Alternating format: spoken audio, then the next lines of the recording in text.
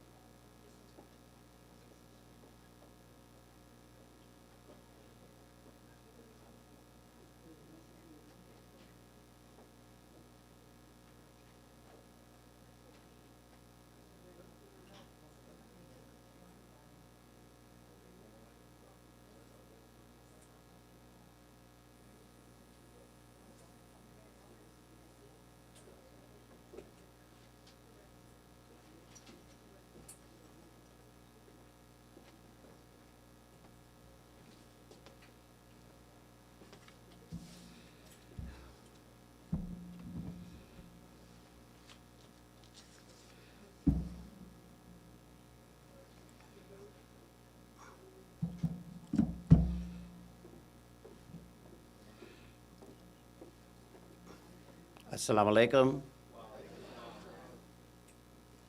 Brothers and sisters, we are about to begin our services. If I could have the funeral directors please come and close the casket.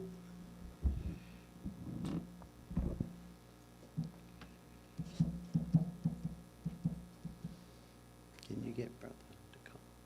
Thank you.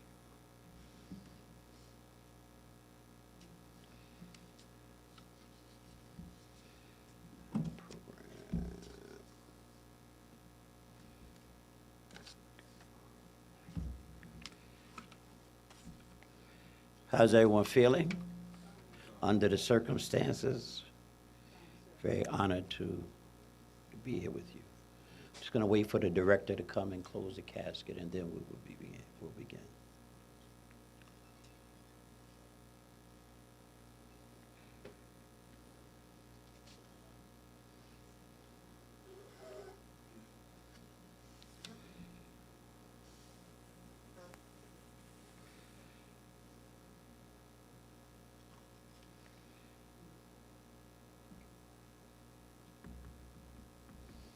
Brother Khalid, can you ask the brother to come? We need him to close the casket, please. Thank you.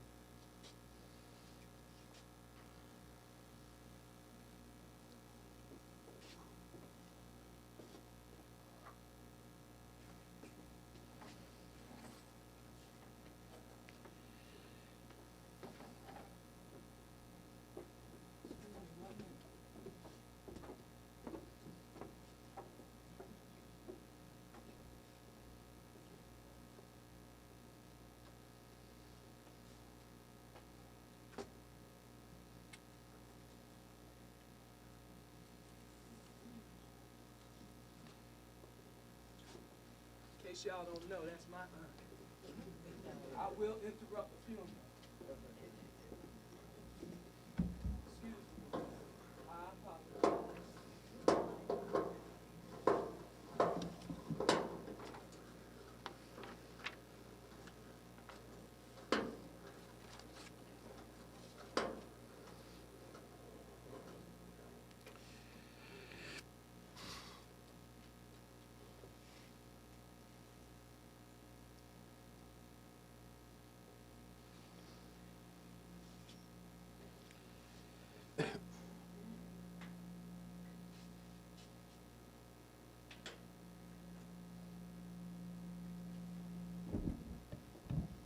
Thank you.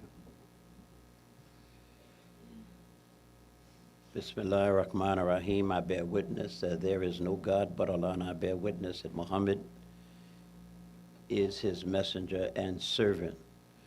I greet you, the family, the friends, relatives, constituents of Sister Bitha, Muhammad, with the greeting words of peace, once again, of Assalamu alaikum. We want to begin or commence our services for our beloved sister. And we want to begin first with the reading of the obituary. I'm going to change the order of the service just a little bit. I don't know from the family, are there any cards or letters of commendation that came to her? If, do we have them? Beautiful.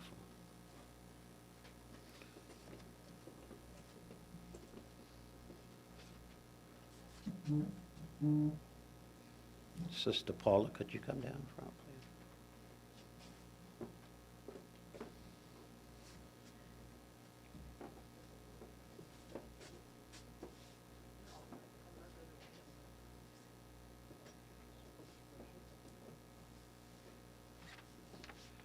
So we have the reading of the cards and acknowledgments. His sister, who's doing it? Sister Margaret.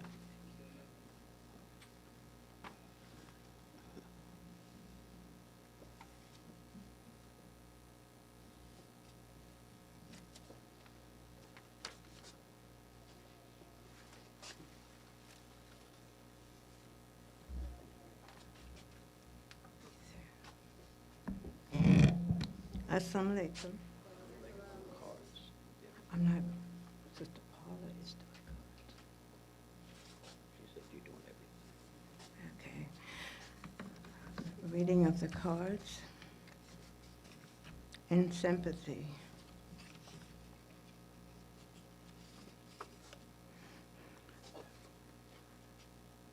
May God bring you peace and comfort during this time of grieving. Sister Anita, just to remind you that you're not alone, that thoughts are with you, memories surround you, and friends are all around. Kindly, Vernetta Edward Brown. Losing someone who mattered so much is never easy. Surah 52, Ayat 21. No one can know everything you're experiencing, but however you're feeling, always remember that you have thoughts and prayers of so many people to help you through this. With sympathy, Sister Margaret Muhammad and family. With deepest sympathy, even at a time of such unexpected sadness, love and memories endure, and they will stay with you forever. Thinking of you, love, Lanani and Melba. May God bless you. May God, who sees your grieving heart and hears each tender prayer, be ever near and give you peace and keep you in his care. Anita, with loving sympathy in your loss. Peace, blessings, Pastor and Lady C. He takes care of his people like a shepherd. He gathers them like lambs in his arms, and he carries them close to him. Isaiah 40, verse 11. In times of sorrow, when words of comfort are needed most, it seems they are most difficult to say. But may you find comfort in knowing that warm thoughts and sympathy are with you. Much love always, Sarai Johnson. Just a note to let you know life is fragile. Handle it with prayer. You're in my prayers. Love you, Ruth Curry, Candy. You all have my sympathy. Our love and prayers are with you. Blessed are those who mourn, for they shall be comforted. Matthew 5, verse 4. Thinking of you in this time of loss and asking God to tenderly care for your deepest needs with heartfelt sympathy. Love, Nita and Will. Those are the cards. Obituary. In loving memory of Bitha M. Hunter, it is with deep sorrow that we announce the passing of our cherished Bitha M. Hunter, who left us on September 13, 2025, at the age of 81. She was a caring soul, full of creativity, and made lasting impacts on everyone she encountered. Born May 31, 1944, to Isaac and Lucy Hunter in Macon, Georgia, Bitha moved to New Jersey, where she graduated from Plainfield High School. She dedicated over 50 years of her life to serving the city of Plainfield, holding various administrative positions at the police station, city hall, and public works until her retirement. Her kitchen was a place of delicious, freshly baked, delectable delights, each bite infused with warmth and care. Her gifted hands, adept with needle and thread, created countless garments. Bitha's sharp mind and intellect found joy in unraveling the complexities of electronic and puzzle games. Her love for reading opened doors, fueling countless conversations that she eagerly shared with those around her. Bitha studied under the teachings of the Honorable Elijah Muhammad and the leadership of the Honorable Minister Louis Farrakhan since the early 1970s. She was actively involved at Mosque 80 in Plainfield, New Jersey, serving as secretary for many years.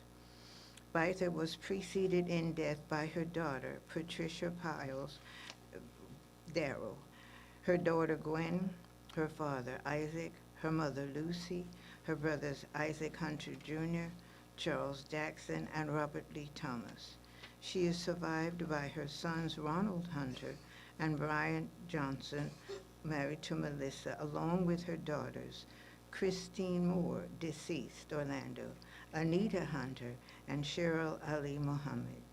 Bitha was blessed with 11 grandchildren, 25 great-grandchildren, and 1 great-great-grandchild. She also leaves behind her sisters, Sandra Davis Sharif and Joyce H. Muhammad. Bitha will be sincerely missed by a host of relatives, including nieces, nephews, and countless friends who hold her memory dear and close to their hearts.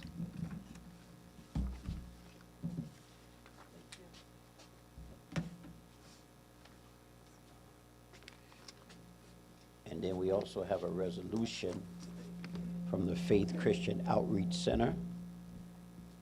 You want to read this, Sister Margaret?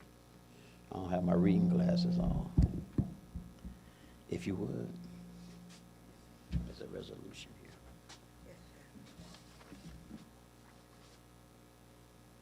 Faith Christian Outreach Center, 533 West 5th Street, Plainfield, New Jersey. Wilbur W. Robinson, pastor. Saturday, September 20th, 2025. Resolution.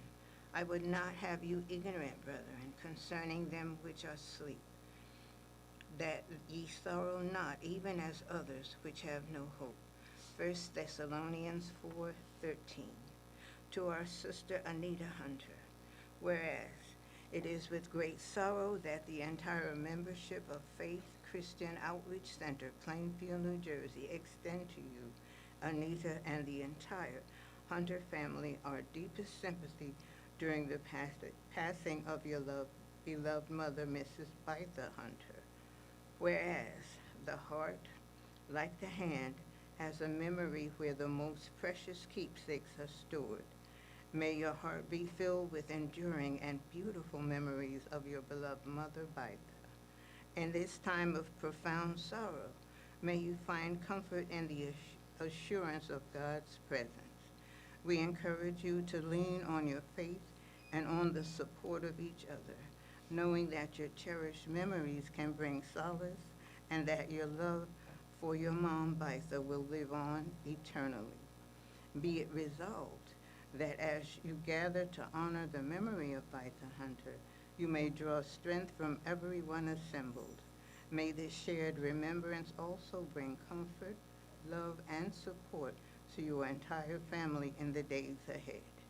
God's grace, strength, and peace be with you, Anita, your siblings, children, and your entire family.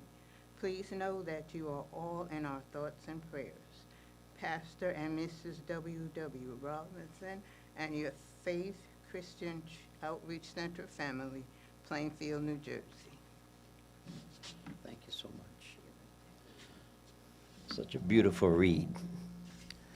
Dear brothers and sisters, before we perform the janazah prayer, we just want to offer a few words of guidance and comfort to the family, to the friends, and to all who have gathered to pay our final respects to the beloved sister who has touched the lives of every one of us in this room, whether in a major way or in a minor way. We've gathered for that purpose. The Honorable Minister Louis Farrakhan and the family of believers and friends, we all send our condolences to the family, the children, the grandchildren, the sisters, the brothers of our beloved sister Bitha Muhammad. Our prayer is that Allah will lift the burden of sorrow from your hearts, from your minds. The Holy Quran admonishes the believer that for those who believe there is no fear nor grief. Sadness is inevitable, but grief is an emotion that's gripping, and it is not what Allah intended for any life.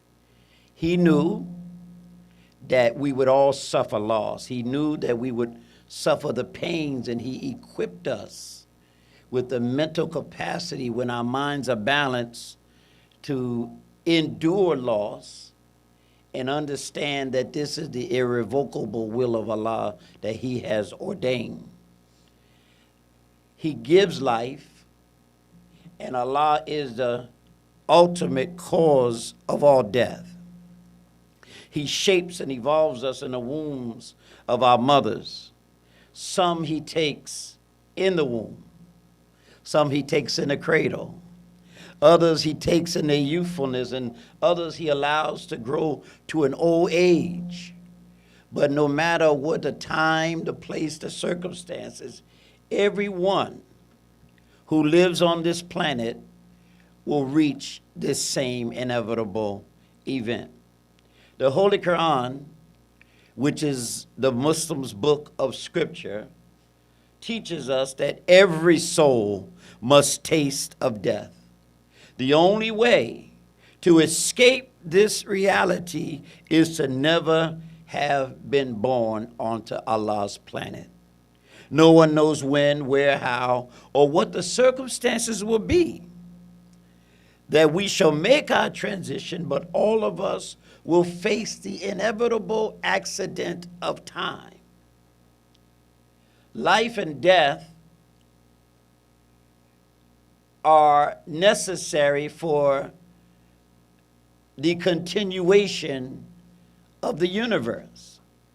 The Holy Quran says that Allah is He who brings the dead from the living and the living from the dead. Heaven and earth have to work in conjunction with one another. You don't have life without heaven, and you don't have heaven without the life that feeds the planet, generates new vegetation. And then we live because Allah creates the cycle of life and death. You don't see a lot of flowers here today. Some may have ordered them and intended for them to be here, but Sister Bitha can't smell the flowers. She can't see the beauty of the arrangement. So all of us who have loved ones, who want to send a kind gesture, you should do it beginning today. Not when they are no longer able to appreciate the expressions of love. I see that there's not a lot of heavy sadness in the room.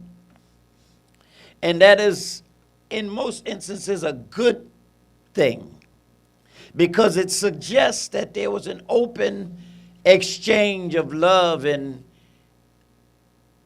ideas and feelings between one another, and we didn't have to wait until our loved one is gone before we expressed ourselves. So we want to help today to lift the burden of sorrow. As we gather here today, beloved brothers and sisters, I want to ask every one of us to pause a moment and reflect on this precious and fragile gift called life, knowing that none of us is here forever. No matter how great, no matter how accomplished, time is undefeated. Time changes everything and everyone. And in understanding the nature of Allah's universe, while we have the time, we should not waste time in frivolity and ignorance and the abuse of our bodies and the abuse of our male and our female and the abuse in moral senses and in spiritual ways of those that we claim to love.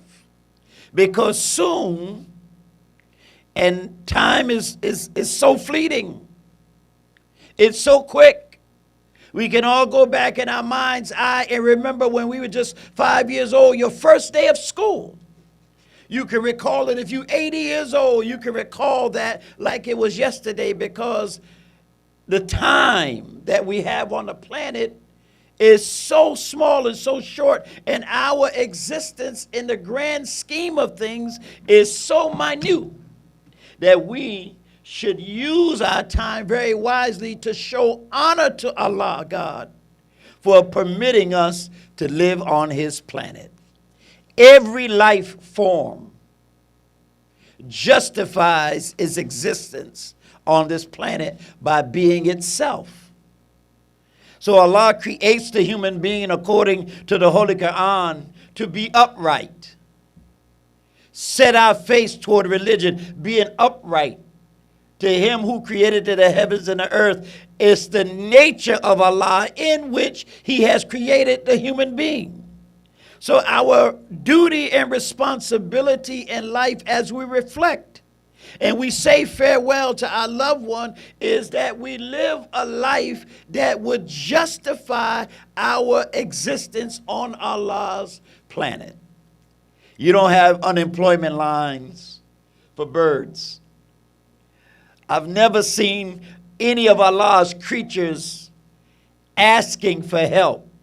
They live according to the nature in which they were created, and Allah provides for them because they justify their existence on the planet. So as we reflect, we should reflect on the boundless mercy of Allah, the gift of Allah's giving of us life, and the misfortunes that come in that life.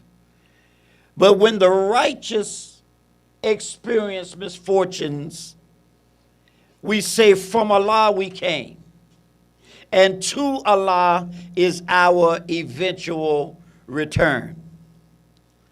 Soon we'll go to the cemetery and we'll rest the remains of our beloved sister. Bitha is not in that casket. Allah is he who takes men's souls at night.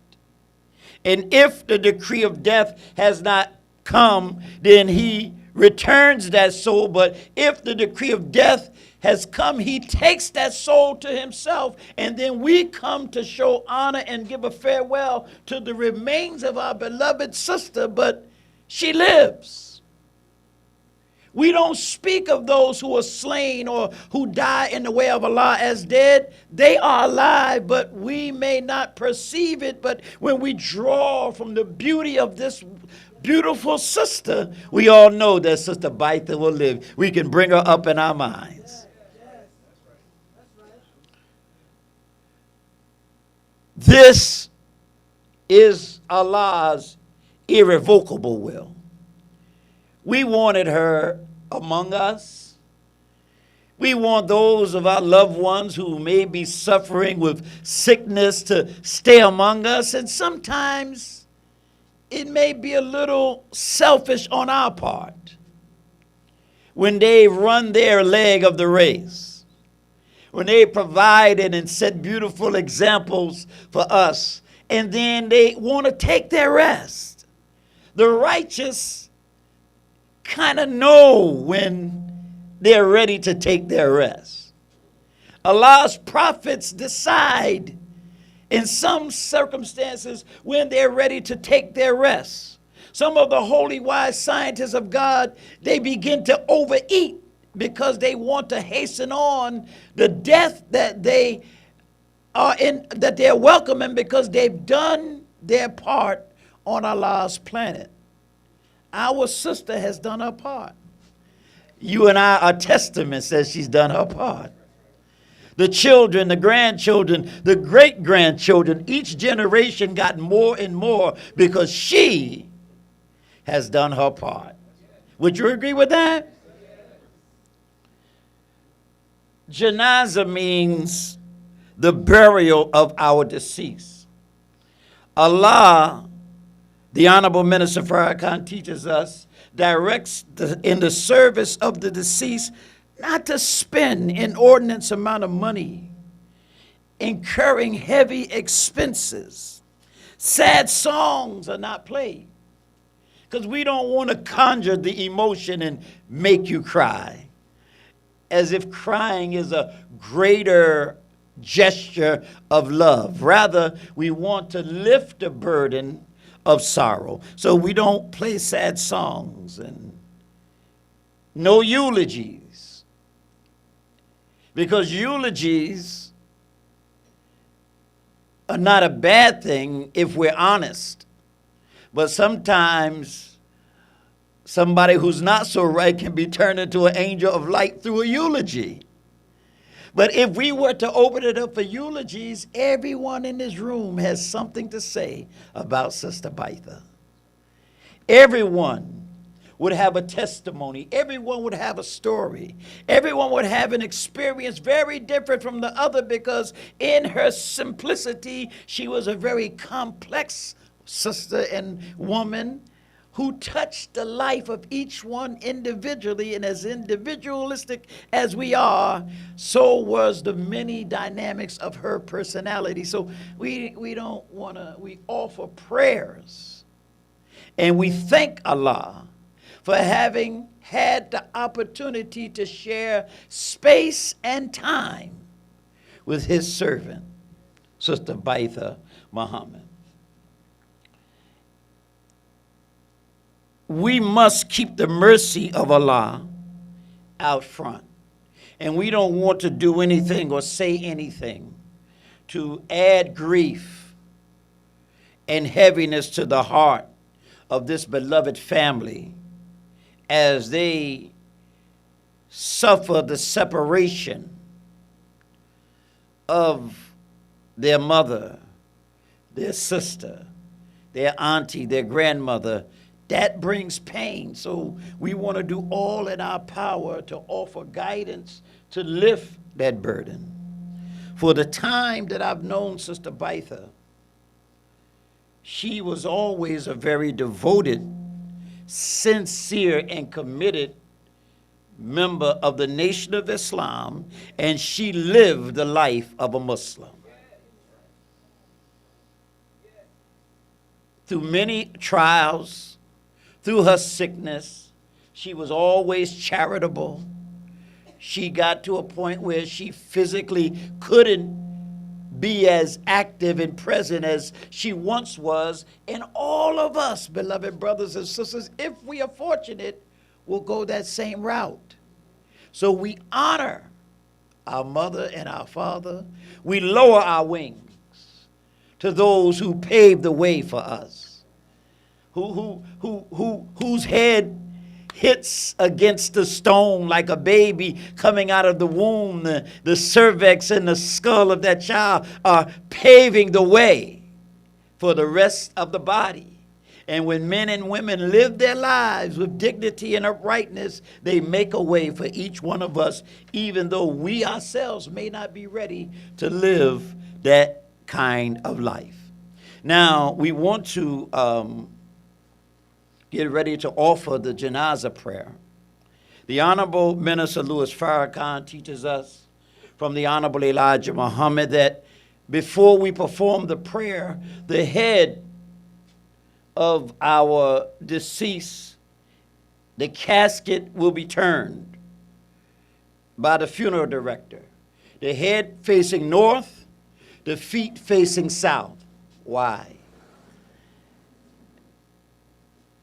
No one who lives travels the earth over the poles. There's no life in the far north. There's no life in the extreme south of our planet. All living human beings travel east to west along the warmth of the equator. So our sister now, her head is frozen in death, never to express herself among the living. Her feet now are frozen in death, never to walk among the living. And we will offer our prayers to her in the name of Allah, and then we'll make our way to the cemetery to our final resting place. May Allah bless the family, the children, the loved ones of our beloved sister to bear the burden that He has permitted to come into our lives. So what I would like to do is ask all of the sons to come forward, and we're going to stand in ranks. And then the brothers, and I'm going to ask everyone else in the audience to please stand to your feet, please.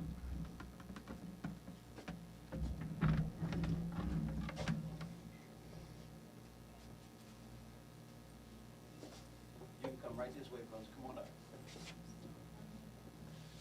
And any of the brothers I want, but I want all of the children, the male children first to come. We're just going to stand right behind the inner rank, shoulder to shoulder. Come, brothers.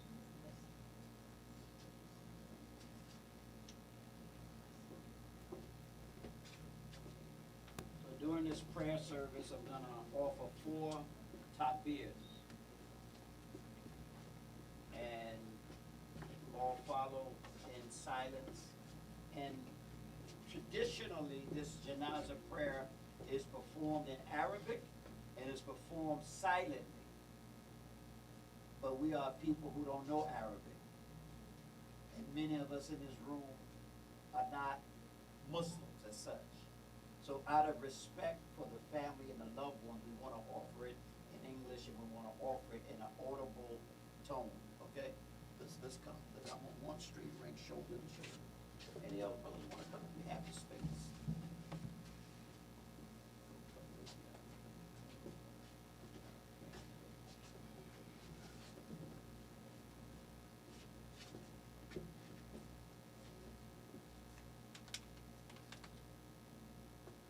Allahu Akbar. Glory be to thee, O Allah. Blessed is thy name, exalted is thy majesty. There is none who deserves to be served or worshipped beside. I betake myself to Allah for refuge against adversity. In the name of Allah, the beneficent and merciful, all praises are due to Allah, the Lord of all the worlds, the beneficent, the most merciful, master of this day of judgment and wisdom. Thee alone do we serve, and thee alone do we beseech for help. O Allah, guide us on the right path, the path of those upon whom thou hast bestowed favors, not the path of those upon whom thy wrath hath been poured down, nor of those who go astray.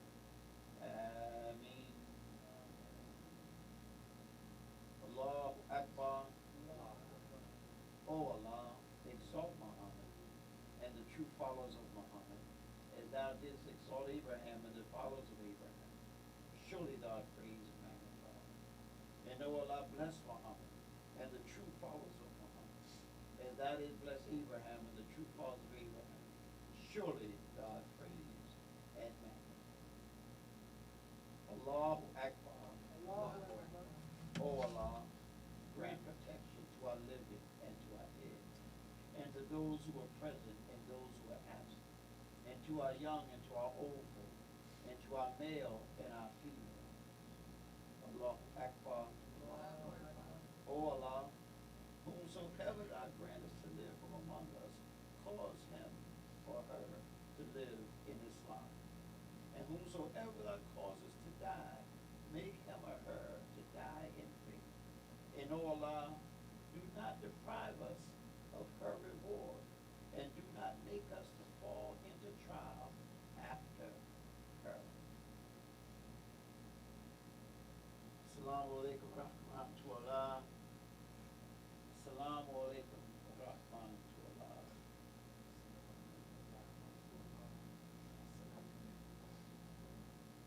All praises to Allah and to the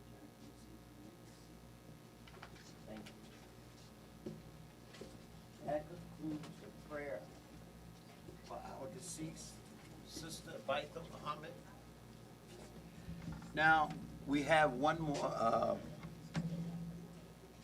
thing. The sisters are going to pass out a peppermint and have one. Don't put it in your mouth yet. I know a couple of us might need one right about now. But I want to explain the beauty of this part of our service. The Honorable Elijah Muhammad taught us that when we give final rites to our loved ones and our deceased, we should take a little sweet.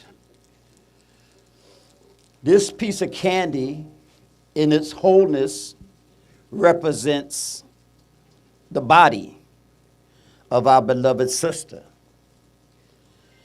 If we could all now start opening the candy, you hear the noise that's kind of like the noises of life. And then as you take this piece of sweet into your mouth, don't chew it, just suck it. And the saliva juices will begin to dissolve the candy. And then in just a short amount of time, like the fleeting life that we live, this candy will be gone. And all that will remain is a sweet taste that once existed. Likewise, as we lay our sister to Allah's earth, her body is gone, but we have the sweet memory of the life that touched everyone in this room to lay hold to. May Allah bless each and every one of you. Thank you to the family for granting us the honor to share space and time with you and to give final rites to our beloved sister.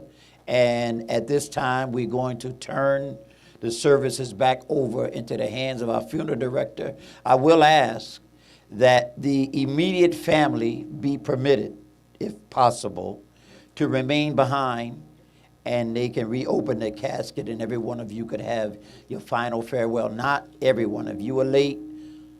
Alhamdulillah. Next time you'll be on time. No, respectfully, right? We have to learn to respect time of one another because it's respect for life. Okay, so with that, so after we're going to dismiss, and then the immediate family, the children, the grandchildren, and whoever the family deems, but we're going to show them respect and give them an opportunity to have a moment to themselves, and then our director will guide us to our final destination. Thank you. Ladies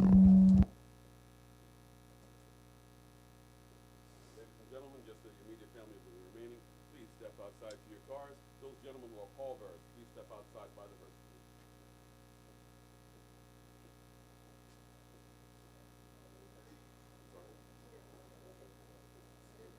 He doesn't want to open it, then we're not going to open it.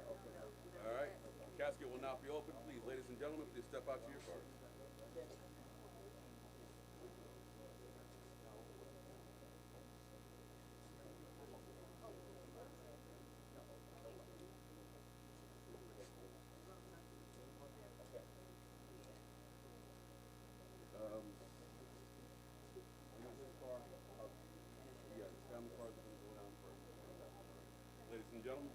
step out to your cars.